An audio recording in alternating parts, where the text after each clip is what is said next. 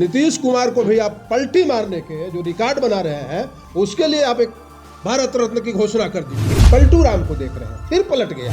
वो आरएसएस भाजपा के भेदिया बन करके जो है यहाँ आए हुए थे महागठबंधन। बिहार की राजनीति में उथल पुथल के बाद बिहार राज्य के पूर्व मंत्री सह बिहार राजद के प्रदेश उपाध्यक्ष सुरेश पासवान जमशेदपुर पहुंचे, जहां उन्होंने परिसदन में मीडिया से बातचीत करते हुए कहा कि केंद्र सरकार को नीतीश कुमार को पलटी मारने के रिकॉर्ड स्थापित करने के लिए भारत रत्न से सम्मानित करना चाहिए। बता दें कि बिहार की राजनीति में एक बार फिर उथल पुथल हुई है और नीतीश कुमार की अगुवाई की सरकार ने इंडिया गठबंधन से अपने हाथ खींचकर वापस भाजपा से हाथ मिला लिया है और वे एनडीए गठबंधन में शामिल हो चुके हैं। ऐसे में राजद ने उन्हें फिर से पलटू राम का दर्जा दे दिया है। बिहार के पूर्व मंत्री सुरेश पासवान ने कहा कि भले ही नीतीश ने जनता से धोखा किया है, लेकिन राजद विपक्ष में भी बैठकर जनता की सेवा करेगी। उन्होंने कहा कि राजद ने सरकार में आने से पूर्व बिहार की जनता को जो वादे किए थे, उन्हें सरकार बनने के बाद से ही निभाते आ रही थी,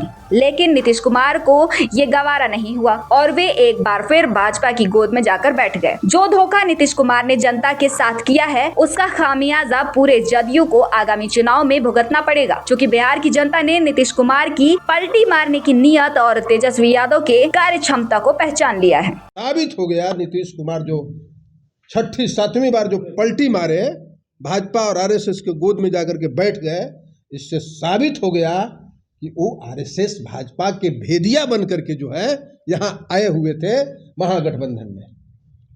लेकिन जो हमने कमिटमेंट किया था पब्लिक समय, फिर कह रहा हूँ, मेरा प्रण वही आज भी कायम है। 2025 में हमारी सरकार बनेगी, महागठबंधन की सरकार बनेगी, तेजस्वी यादव के अगुवाई में सरकार बनेगी और 2024 का जो पार्लियामेंट है, लोकसभा का चुनाव है, बिहार की जनता कल मैं जब औरंगाबाद से चला, जितेंद्र जी हमारे घर के लोग हैं, काफ़ी सामाजिक सेवा में यहाँ लगे हुए जितेंद्र यादव जी, तो मैं चाय के दुकान पर रुका था चाय पीने के लिए। एक लड़की आई उधर से, 17-16 साल की लड़की होगी। हमने क्या देख रहा है बेटा मोबाइल में? उसने कहा कि पलटू राम को देख रहे हैं, फिर पलट गया। यानी बिहार के जर्रा जर्रा में गुस्सा और नफरत है नीतीश कुमार के प्रति, इसलिए वो भले चले गए एक हाथ में इस्तीफा लेके पैकेट में और दूसरे पैकेट में शपथ ग्रहण, इनके फितरत में है। अभी 24 तारीख को 23 जनवरी को भारत सरकार ने जननायक कर्पूरी ठाकुर को भारत रत्न दिया। खुशी है हमें। क्यों दिया? किस काम के बदले दिया? उनका सादगी, उनका ईमानदारी, जनता के प्रति कमिटमेंट, वंचितों की आवाज, वंचितों शोषितों पीड़ितों के लिए जो लड़ाई लड़ा उन्होंने अदम्य साहस के साथ। जात का ताकत नहीं था उनके पास, धन का ताकत नहीं था उनके पास, ताकत था ईमानदारी का, ताकत था जुबान का, और उस ताकत के बदौलत जो है भारत सरकार ने न चाहते हुए भी उनको भारत रत्न दिया। मैं तो कहूँगा प्रधानमंत्री जी नरेंद्र मोदी जी काहे विलंब कर रहे हैं?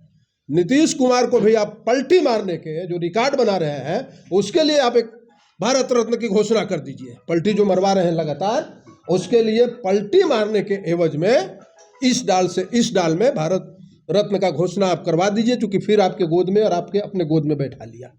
और बिहार देखिए, बिहार में जो हवा चलता है देश उसको कबूल करता है, तो बिहार में बदलाव का हवा आ गया। हम लोग नौकरी बांट रहे हैं, अब नीतीश कुमार जाकर के वहां अक्षत बांटेंगे। रामलला को जिस तरह से इवेंट बनाया, धर्म आस्था का विषय है। हम लोग नास्तिक नहीं हैं, आस्था निजी होता है, लेकिन जिस तरह से इवेंट बनाया, पूरे देश में नफरत का माहौल खड़ा किया है, तब तो नीतीश कुमार वही रंगा हुआ अक्षत बांटेंगे। और हम लोगों ने 70 दिन के अंदर 4 लाख से भी ज्यादा नियोजित शिक्षक, ये सुशील मोदी सुन रहे हैं आप लोगों के माध्यम की, शायद डिप्टी सीएम बनने जा रहे हैं। क्या बोले थे कि भगवान भी उतर के चले आएंगे तो नियोजित शिक्षकों को राजकर्मी का दर्जा नहीं दिया जा सकता है। हो गया, तेजस्वी जी ने दे दिया।